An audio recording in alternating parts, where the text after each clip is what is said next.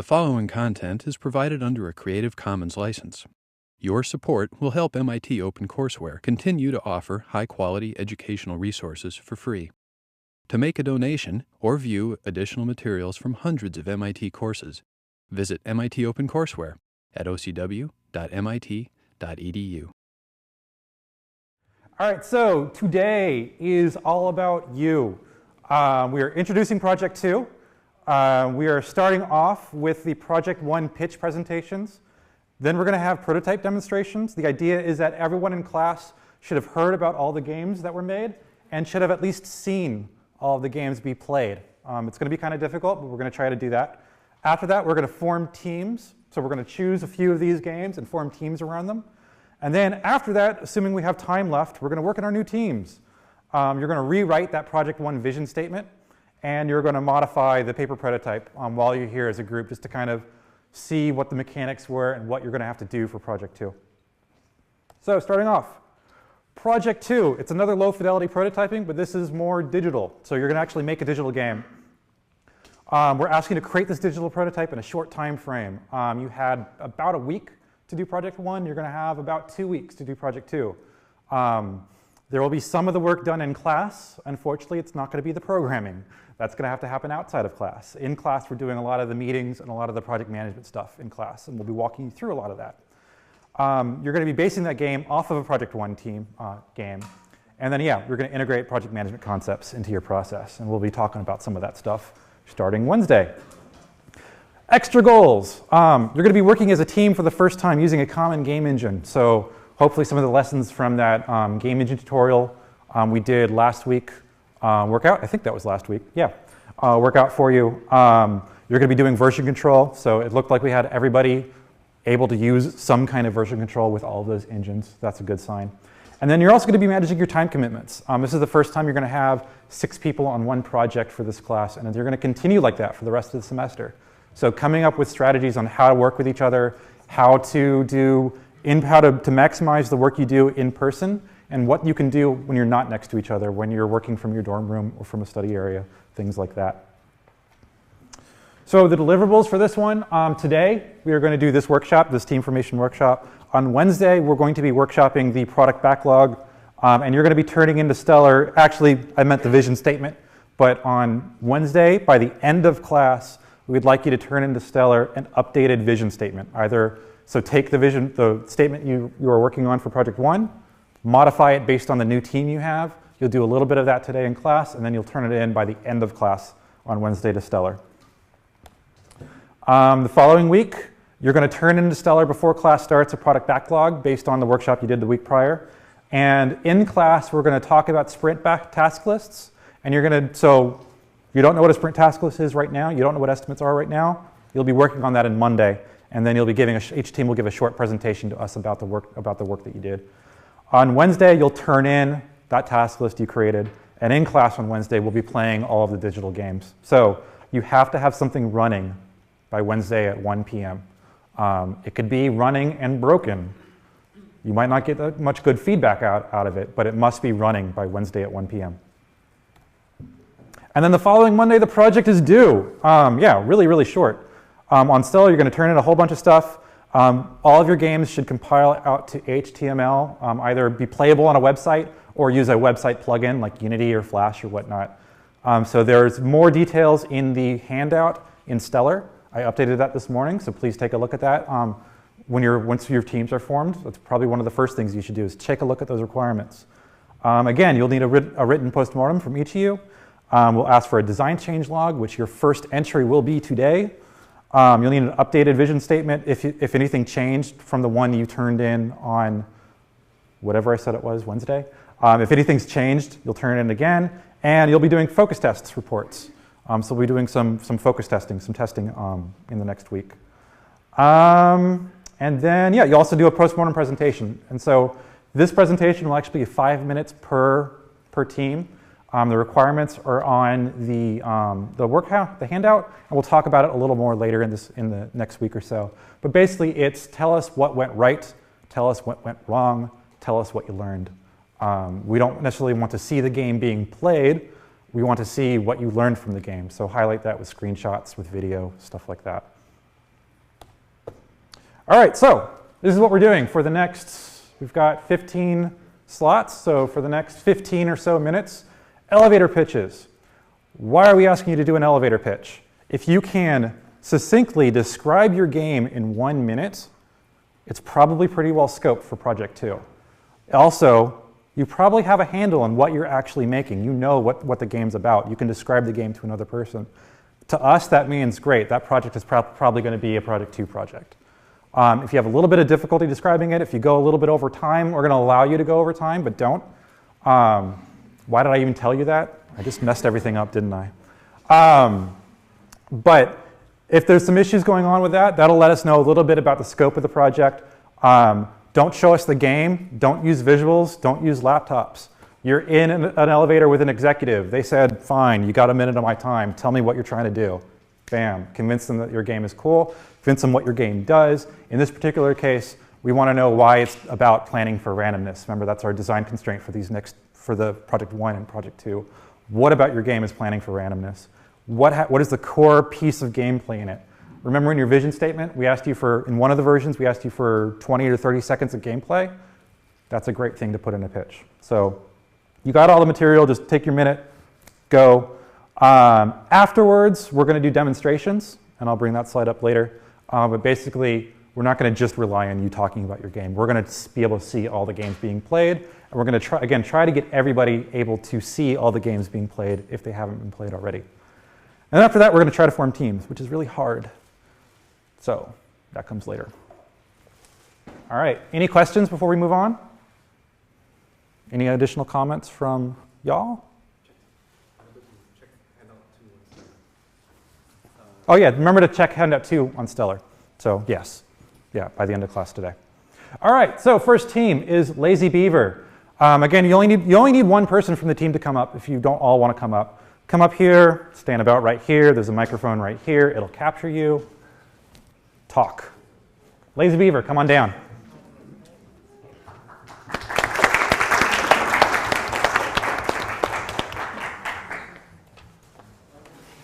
All right, hi everyone. Our game is called Lazy Beaver. Lazy Beaver is a survival game in which players must take on a chaotic world full of surprises. These surprises come in the form of random environmental events, such as hurricanes, predators, and even Ebola. The player takes one action every day which either replenishes or depletes their finite resources, with the objective of surviving the elements in order to build a set number of dams. Since the environment is so unpredictable, the player must carefully plan their actions or risk losing by running out of any of their resources. This lets the player either choose to be risky or play it safe. The digital prototype will maintain the same core gameplay of choosing actions, reacting to the environment, and preparing for disasters. We will take the opportunity to carefully balance events and resources to tune the difficulty and appeal to all types of players. Lazy Beaver should move on to Project 2 because during testing, players found our game both delightful and difficult. Also, the technical scope of the game is fitting for Project 2's timeline, and the mechanics of the game are well suited for the preparing for randomness theme.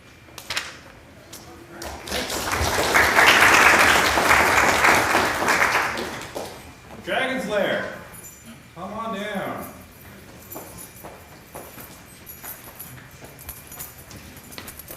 Hello everybody, our game is called Dragon's Lair. The game's point is you are an adventurer and you come into a dragon's lair. You have 20 actions you can take, but after every time you take an action, the dragon destroys one of them. The point is you want to try to collect as much gold as possible. The game ends when all the cards are either discarded by you or destroyed by the dragon, and then you count up how much gold you got at the end. The game is lost, though, if you run out the dragon's patience, because the dragon can only put up with you being in its lair for so long. The game would be good for Project 2 because it has a small scope. The only thing we want to do for the digital prototype is get some artwork in there, get a little bit of ambient music, add a timer so that people aren't taking too long in each turn, and add a high score table because the game has a high replayability value, so we want people to be able to see their achievements. People found it fun, and it was difficult, and so yeah, we think it's a good game. Great, thank you. Pride of Light, come on down. You're the next contestant. And please, no talking while they're doing this.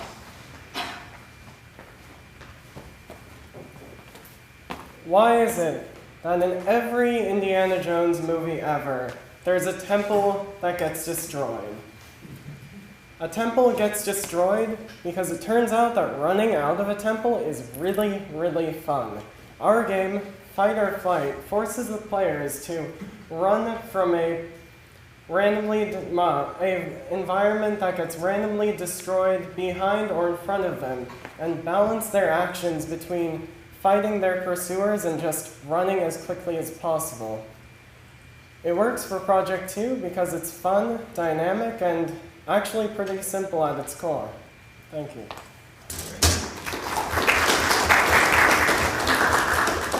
Plunder wins.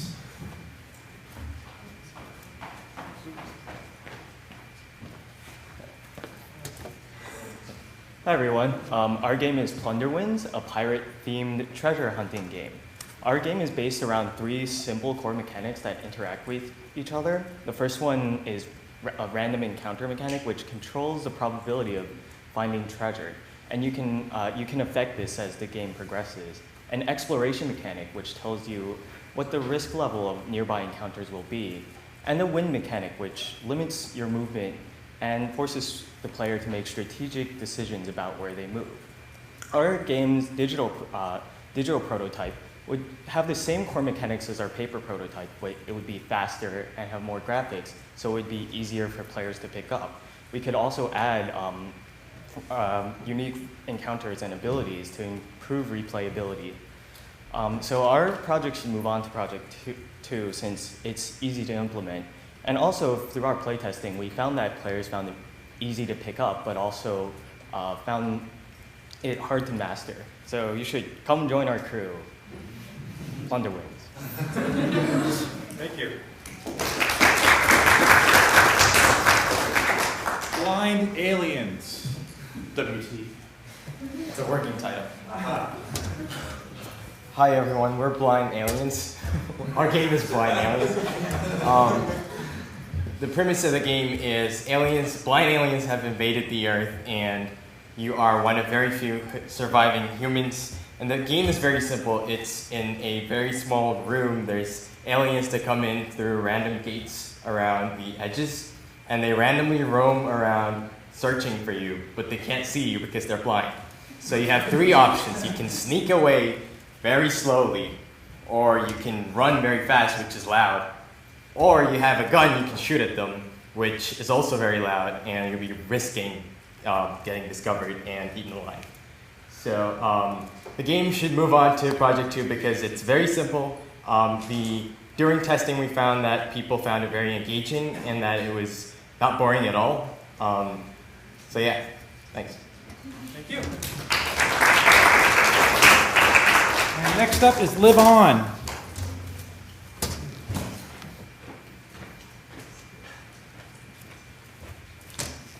Hi everyone, Live On is a survival-themed game that takes place on a hex grid-based world. The player needs to stay alive and move from the start to the goal. There are 4 types of possible terrain grades: river, mountain, plain, and forest, each with simple cost and benefits. The key mechanic of the game is that at every turn, the player needs to choose which tile to move on to next, based on what information he has available. Since the player only has limited vision, on one hand it's important to choose grids that would lead to a good location for the immediate next move. On the other hand, the player needs to plan for the unknown tiles that he can't see at the moment. The game will be a good project for Project 2 because, in my opinion, not only does making plans on incomplete information and random events lies at the heart of the game's mechanic, we implement a good set of trade-offs and balances between the different terrains that serve to offer the player meaningful, consequential choices along his path to goal. In the digital version, in addition to the core gameplay, we seek to add randomized map generation and multiple characters with different abilities to further enhance the gameplay. We'll stay with a 2D game, the grid representation of the world, and turn-based actions, as opposed to continuous or real-time gameplay. Thank you. Beaver Evolutions.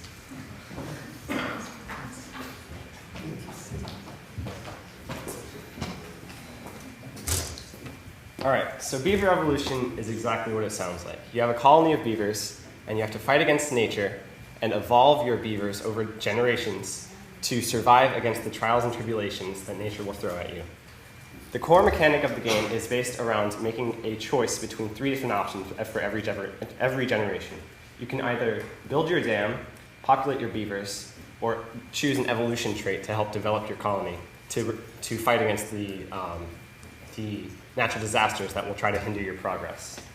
Our game is going to be a great game for Project 2 because we have a lot of ideas for implementing it in a real-time world. Currently, it is a turn-based game where you make a choice and then you respond to a natural disaster. We think that it will be great to implement a real-time game because you will be able to respond to natural disasters and allocate your beavers to either work on your dam or work on evolving, and have to have quick reflexes in order to survive through the game and win the game. Thanks. Comcastic.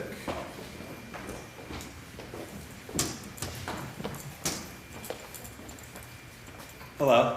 Comcastic is a cable monopoly simulator where you're trying to place your oddly shaped service centers into an existing city landscape. Your goal is to make as much money as possible while caring about your customer satisfaction. So in the digital prototype, we're basically going to have a grid where all the homes and businesses are laid out, and the user will see the inconvenient shaped pieces for your service centers, and then when they select a center, they will see how many people it can serve and the price that will cost them each month, and then they will need to place these on the board. We think this is a good project for Project 2 because we found that playing the game, creating the game is both very simple, and we found that it was really engaging. We had a few random testers kind of describe it as a strategic version of Tetris, basically. Thank you. Sparkly Redemption.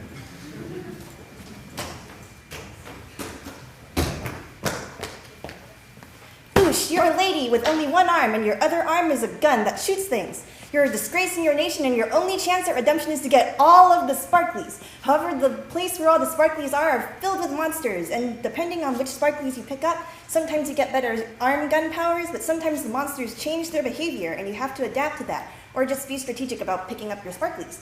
Our game is super cool because even with our simple paper prototype version, people had a lot of fun with it. And it's a sort of game that's pretty easy to implement at a most basic, just fun to play stage, but then it's good to add stuff on top of it, like extra monster behaviors and super shooty arm powers. Also, you're a lady with one arm and a gun that shoots things, which I think is cool.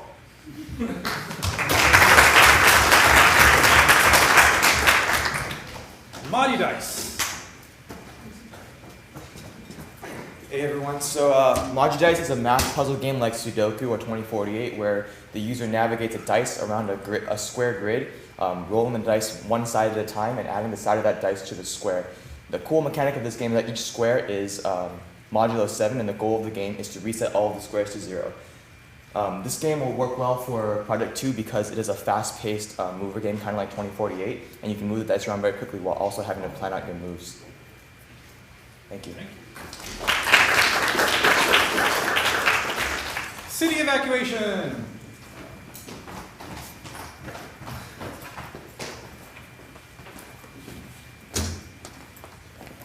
In city evacuation, your goal is to escape the city because there's an earthquake in your city, and you have to do that while saving 3 friends along the way. And what'll happen during the game is you might get hit, by an explosion, or a bridge might fall down, or you might have like some physical impediment. As far as the digital scope, we're going to build a 2D game that's dependent on your dice roll and will generate random disaster cards that will come up, and the hardest part will be the graphics. We think this is a good project for number 2 because there's a lot of randomness, but we also give the player a lot of tools to plan and strategize around that. Additionally, people thought it was really fun to play, and though it's sort of simple to implement at the beginning, we think there's ample challenge in like the graphics, the sounds, the animations that can be built on top of that for any team. Thank you.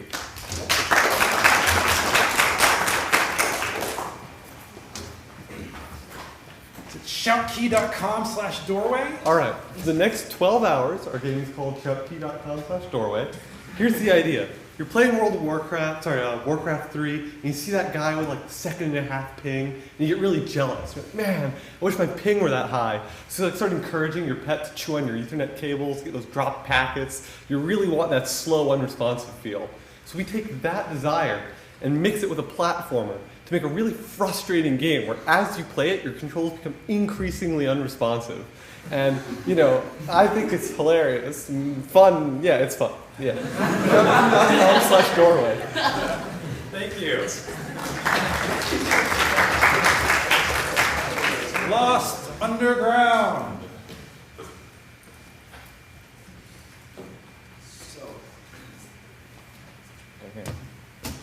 All right, so Lost Underground. You are a traveler, and you fall down a hole, and you get lost in an underground mine.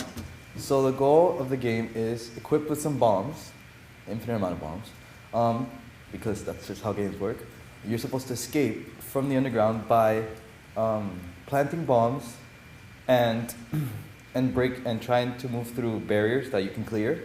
The randomness comes in with the addition of some ghost bombs that will be floating around, and they will not chase you, but they would go through you and would explode at random moments. So you have to plan around getting to the end of the level and also not dying before you get there, which is common in a game.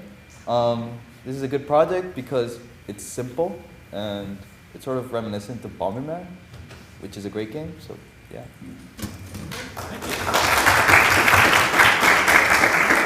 Dice Traders.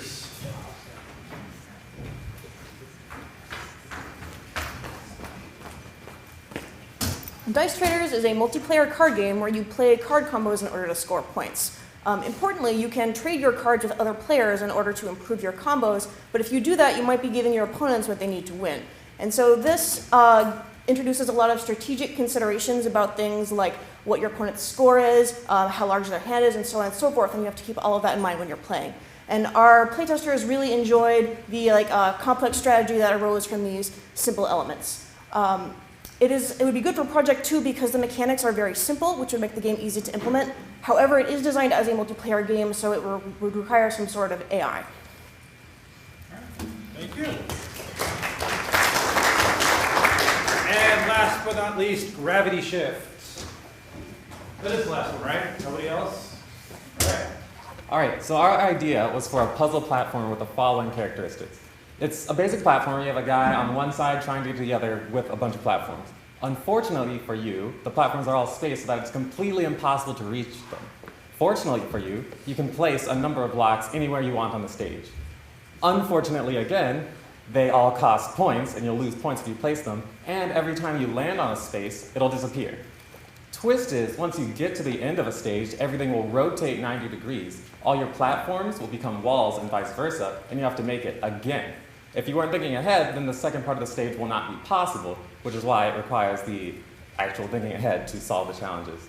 The reason that this would be a good idea for Project 2 is because it's a pretty basic idea, but it's actually a deceptively difficult game, and it's really easy to make a stage that's really hard to solve.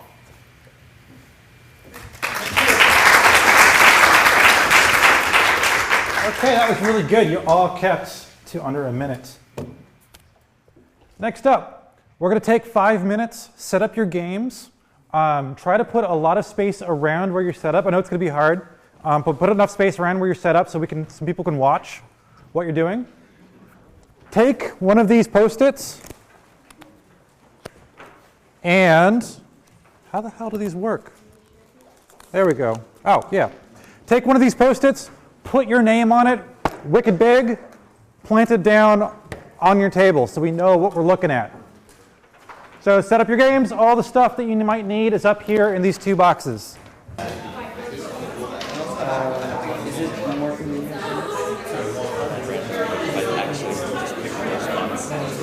Okay.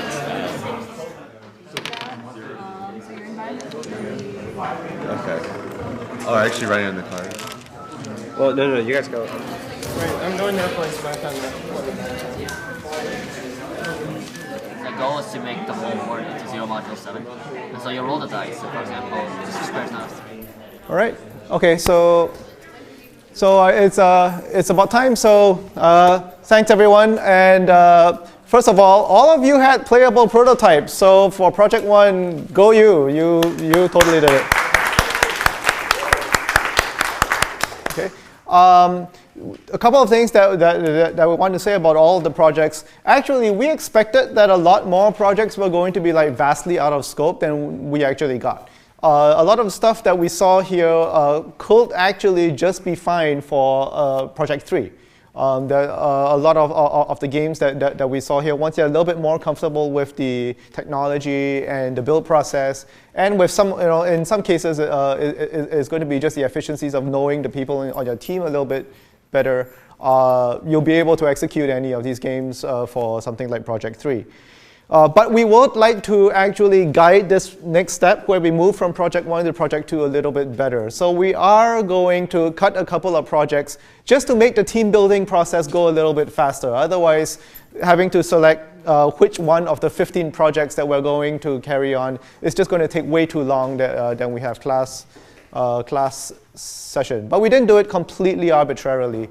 We're going to talk about our concerns. So if you if you're one of those games that we're going to cut, and you really want to do that for Project 3, I want you to use the time over Project 2 to think over your design and see how you would address all of these concerns while you're working on somebody else's Project 2.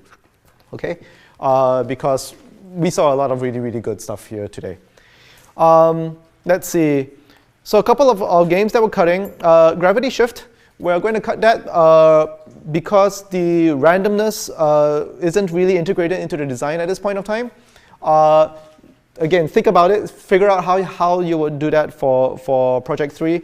I actually had a concern about the UI of that game because a lot of these games, sure, some of you are working in Unity 3D, that seemed to be a game that would only, that UI-wise seems to suggest that it should be a 3D game because you need to know what the sides of the dice are before you roll things. But how do you convey that to a player in a way that's not going to have them to deal with the camera? And you could also do it in 2D, but then how do you convey that information to the player?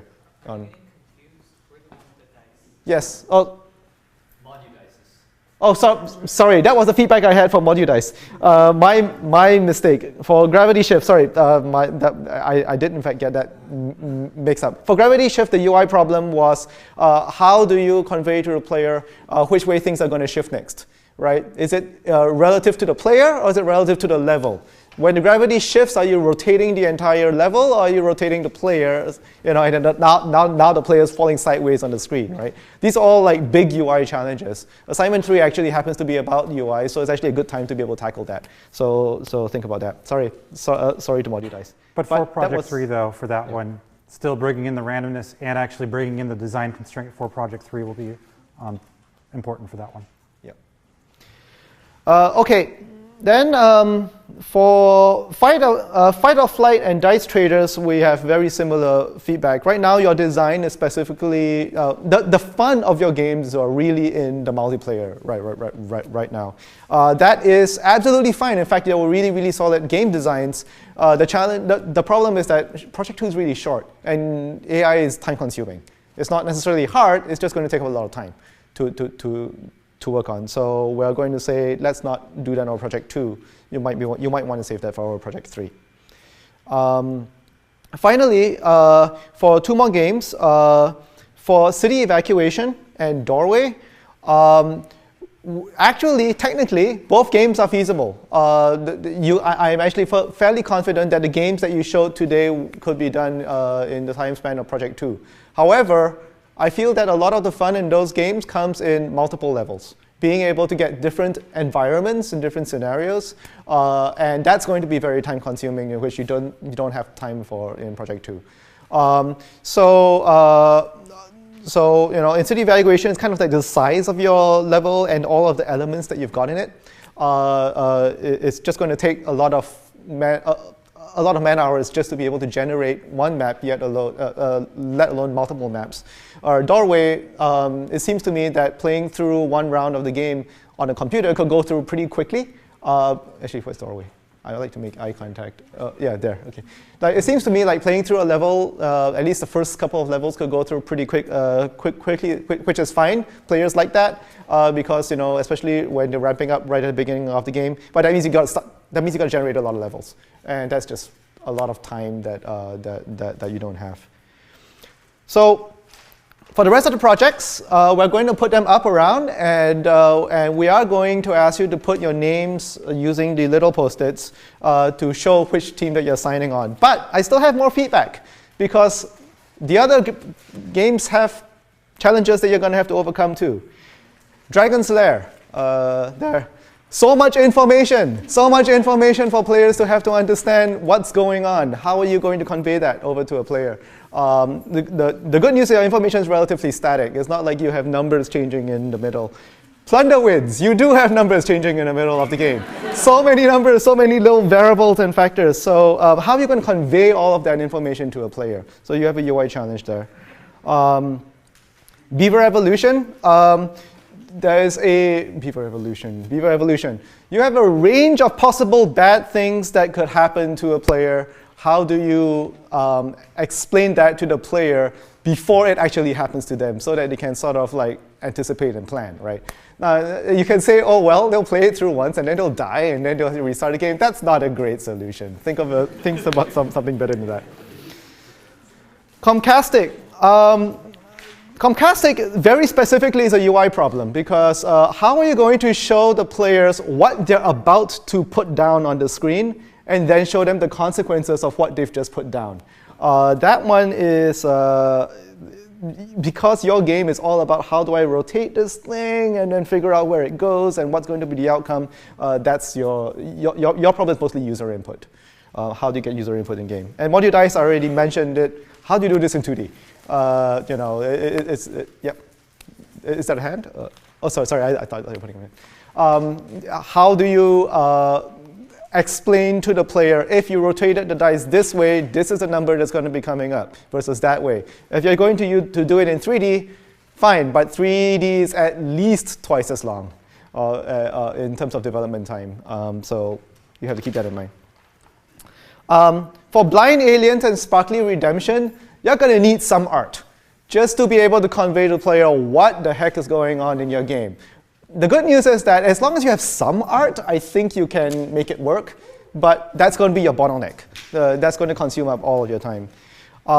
Things that we feel that can probably work, that we're fairly confident is within the scope of this project include Lazy Beaver, Live On, Lost Underground. Some of these games resemble other games that exist, so you already have kind of like a template to work on. Some of the games, for some of the games, the paper prototype really kind of already gives you a pretty good idea of how the computer game is going to work. So I'm not too worried about, if your game just ran on text, it could still be comprehensible. So I'm not so worried about that. So these are the games that we have shortlisted. Not all these games necessarily become Project 2 games, because we've got 1, 2, 3, 4, 5, 6, 7, 8, 9, 10, and we're hoping for teams of 6. Teams of 6. We do not have 60 people in a classroom. Okay, so about 47 last I checked. So about 7 teams. About 7 teams. So that means three of these projects will have to get cut. And we'll probably just cut them based on whether they have enough people on the team, which means then the people who have signed up on those teams will have to find some other team. Now, that's going to be really obvious. Once you have your post-its up there, you're going to see how many people have signed on in each team. And we want you to try to get to a team of at least 5. 6 is good. Okay? So, team formation. Come on down, put your name on a post-it. You do not need to choose the game you were on previously. Once you put your post-it down, sit back down. Sit down. Come on back, we'll read off the names and we'll see how this is going. Come on back. Did you put your name down? Did you put your name down? Yeah. Then sit back down. Okay. Sit back down. Sit back down. Back down. Can I add my name if there's already 6 on something? Yes, you can. It just means you're going to get moved, or somebody is going to get moved. If you're not decided, you can sit down with your name too. All right. Everybody's down? All right. Lazy Beaver, sorry to say. Maybe we'll see you in Project 3. We've got 3, 3, 3. Oh, wait, that's more than 3. 3, 3, 3, and 2. And we've got 1, 2, 3, 4, 5. 1, 2, 3, 4, 5, 6, 7. The future. Maybe you're moving. 1, 2, 3, 4, 5, 6, 7, 8, 9. Oh my God, 10. We're cutting that into 2. 1, 2, 3, 4, 5, 6. You're okay. 1, 2, 3, 4, 5. All right, so Blind Aliens is set with Roy, Mikhail, Miriam, Shalom, Jatishka, and Tsotne. Apologies if I butchered the name. Blind Aliens, you're done. Were there any other 6s that I'm missing? No. Okay. So the big ones. Comcastic. 1, 2, 3, 4, 5, 6, 7. We need at least one person to leave. Is that you, Sam? Maybe it's Matt. Julia, Sabrina, Anderson, Sean, or Tej. Modudice. 1, 2, 3, 4, 5, 6, 7, 8, 9, 10. Devin, Peter, Caleb, Megan, Jordan, Kevin, Jeremy, Bennett, Derek, Harry. Derek, I said big letters. You're lucky I'm wearing these. Anybody I just named, come on down, move. You have a couple minutes to discuss down here. So Modudice, come over here. Okay, great. Comcastic, taken care of. Modudice is the problem. It's just so cool. What do they do? You'll get to play it.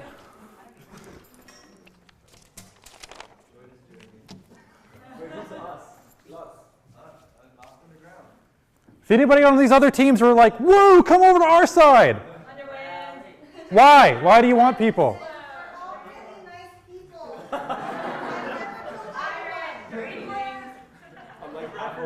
All right. 1, 2, 3, 4, 5, 6, 7, 8. I need 2 more people to leave. Get out.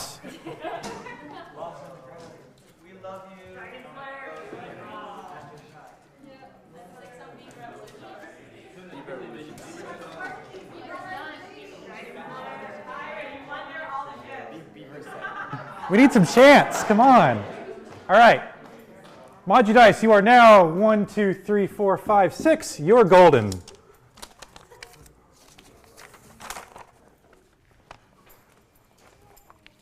Sparkly Redemption, you've got 5. We're going to let you stand for a while. Lost Underground, you've got 4. Beaver Evolution, you've got 1, 2, 3, 4, 5. Ooh, you got 6. Yay. Making my life easy. Plunder Wins, 1, 2, 3, 4, 5. You're cool for now. Dragon's Lair, you've got 3. Live On, you've got 3. Lost Underground, you've got 4. We need one of you to self-destruct. Come on down if you want to self-destruct, or I'll blow it up for you. You want me to roll a die? Oh my God, I love this. This is the best ever. Ooh. We've got 1, 2, 3 that we're rolling. We've got a 6-sided die. How should I do it? 1, 2, 3, 4, 5, 6. What's up? Oh, you're right. 1, 2, 3, 4, 5, 6. 4. 1, 2, 3, 4, 5, 6. Dragon's Lair. Sorry. It's cool. You can do it for Project 2. Come on down. Move yourself. What's up? Aha.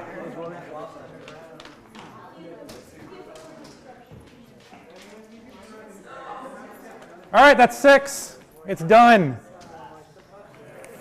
Sparkly Redemption. You've been redeemed.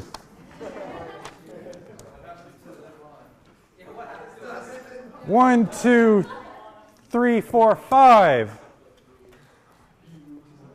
1, 2, 3, 4, 5, 6. Plunder wins.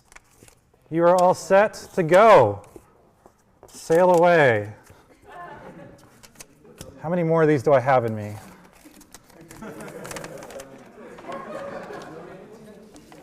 Yeah. We do have uneven numbers. Life is unfair. Randomness, people, randomness. 1, 2, 3, 4, 5. 1, 2, 3. Choose another team, any team, please. Live on. Choose another team, any team, please. That's up to them to decide, but they can do it if they want. I don't recommend it, by the way. But you can choose any one of these that's on the board, too. Wait, anything on the board? You can choose anything on the board. Wait, not anything on the table. 1, 2, 3, 4, 5, 6, 7. You've got 7 choices. So many. No, too many, too many. No! You got there first. Were you this one? Sorry. You were second. You were so close. So don't choose this one, and don't choose this one. 1, 2, 3, 4, 5, 6, 7. You've got Sparkly Redemption. You've got Blind Aliens. Beaver Evolution, Plunder Winds, or Lost Underground. All right. We are done.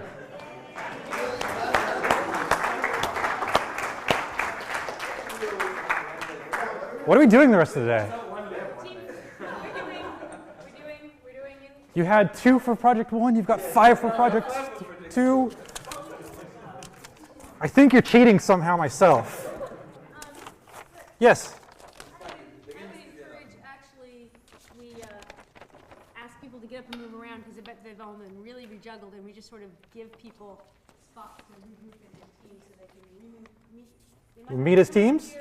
Meet at their team tags, and then find a place in the room to sit down, we discuss vision statements, and start planning out their digital prototypes.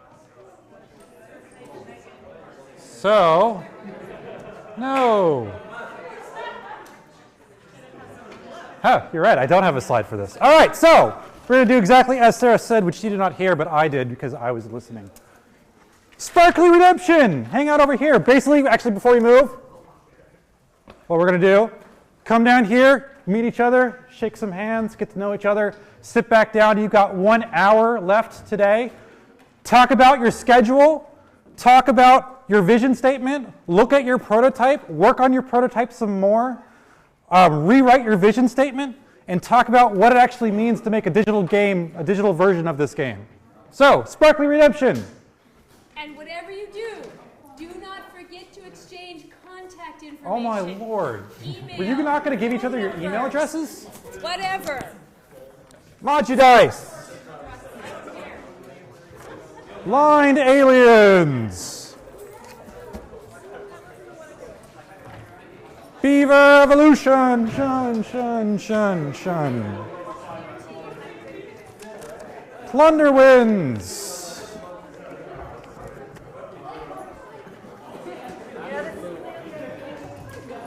And Comcastic.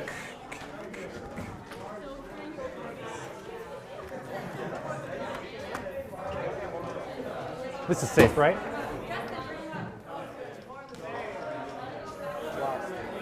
That was fast. Yeah. No, it's one of the things where you might not be happy, but it gets done. Hey, I think you ran that really well, by the Thank way. you. That was a hard team formation, especially when people have Yeah. to jump ship. I wanted to just put one of them on that one, but I didn't want to be the one placing people on teams. Yeah, and I think that's the right way to do it. Yep. What's up? What should we do with the stuff? Oh yeah, someone just asked, what do you do with the old prototype that didn't get chosen? Take pictures of it first. Set it aside. Maybe put it in an envelope. And then maybe it might come back for Project 3. So don't forget about it.